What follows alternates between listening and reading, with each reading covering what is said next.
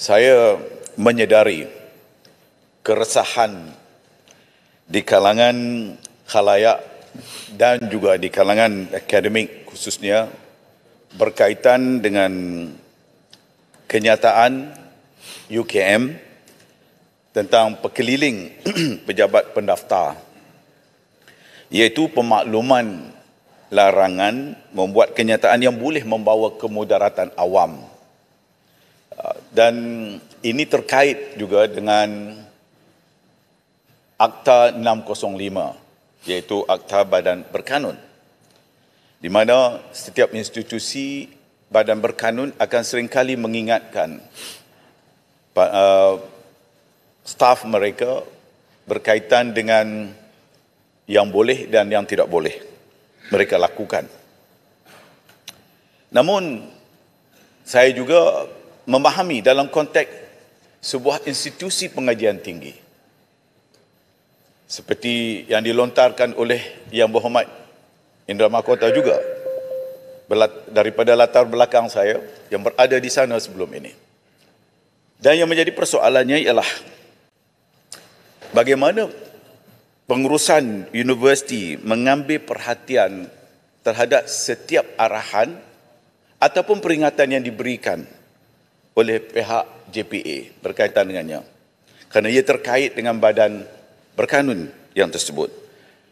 Lantaran itu, antara langkah yang telah pun saya ambil untuk memastikan supaya sebarang arahan itu tidak hanya ditafsirkan secara sahala, apatah lagi dalam konteks sebuah institusi pendidikan tinggi, universiti sebagai contoh, iaitu setiap arahan itu tidak boleh dianggap hanya semata-mata boleh dilaksanakan di semua peringkat.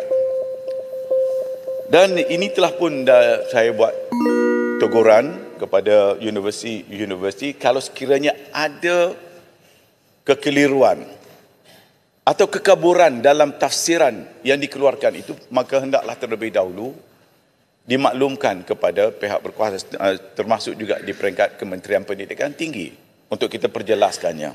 Dan peringatan itu diambil. Ini kerana Yang Berhormat Datuk Yang di-Pertua, saya seringkali mengingatkan kepada universiti bahawa universiti itu adalah mewakili sebuah negara, iaitu microcosm of the nation. Jadi ini yang sangat penting untuk diambil perhatian. Lantaran itulah juga selepas perkara ini timbul, saya telah mengadakan mesyuarat di peringkat tertinggi untuk melihat kenapa kekangan seperti ini berlaku dalam konteks dunia akademik kita.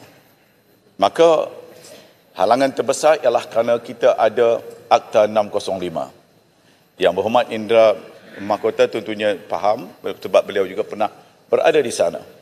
Dan beberapa cubaan telah pun dibuat, dan sehingga kini pun saya telah pun meminta supaya Akta 605 ini juga dilihat semula bagi memberikan pengecualian dalam konteks universiti awam. Kerana universiti awam itu dianggap sebagai badan berkanun. Dan di dalam Akta 605 itu ada 12 institusi yang dikecualikan.